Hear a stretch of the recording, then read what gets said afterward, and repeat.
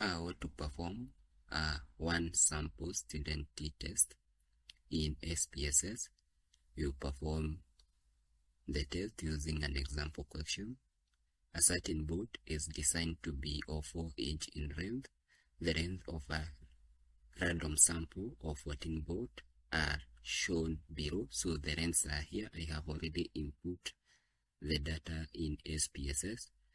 So what we'll be comparing is if the length of the boat which have been given by the manufacturer match the real length of the boats. So we will take 5 boats at a random and try and measure their lengths, 15 boats actually in random, and try to measure their length, and their lengths are here. And then we will compare the specified mean which you have been given by the manufacturer, specified mean or population mean which you have been given by the manufacturer as 4, if it really match with the length of the 15 boats which we have collected at a random. So if the sizes match, or if the means, or if the population mean, let us write here, if the population mean is equal to the sample mean, we will accept the null hypothesis that no difference except within the specified mean, the population mean and the sample mean, or the specified mean and the sample mean. So we will accept, let me enlarge,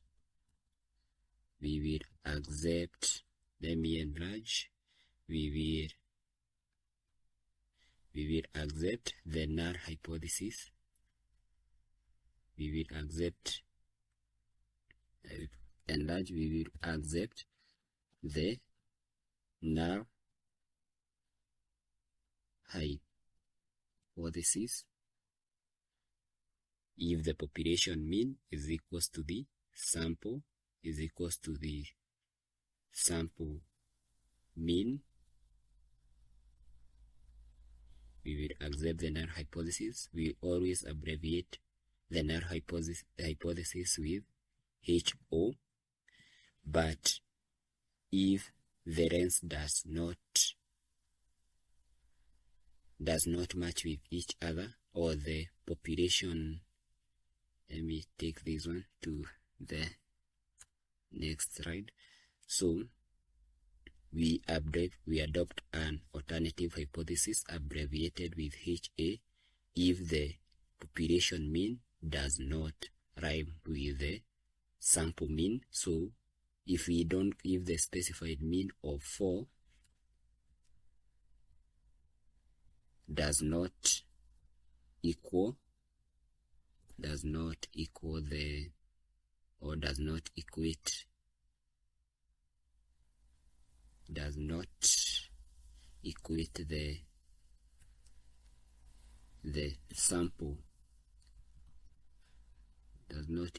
the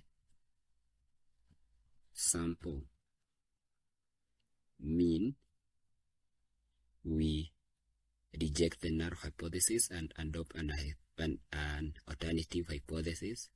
So let us perform and check if we will be able to do the test and see if we will adopt a null hypothesis or an alternative hypothesis. So we will adopt a null hypothesis if the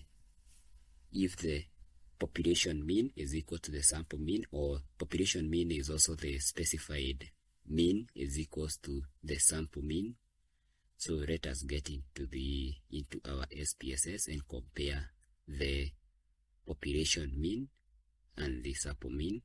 So what we need to do is just click the option Analyze in order to do one sample t-test, then move to where we have Compare Mean, where we have compare mean, we scroll up to where we have one sample t-test and click the option. What we want to compare is the length of these boats. If it is really 4 centimeters as provided or as specified by the manufacturer, we input it here. Then what do we need? We need to click OK, and the thing will be done for us. So you can see that the actual mean of our sample is 3.9627. So this one is our sample mean, and we have been given, we have let us check the significant two tails. So our significance is around 0.00. So it means that out of 100 tests we have zero outcome of the both deviating from the population mean or having a lot of outliers. So we will accept the null hypothesis, since we have seen that our sample mean is equal to 3.9. So let us take it into 1 decimal significance. So we can see that, let me try and minimize this window. Let me take the data window and try and minimize it here.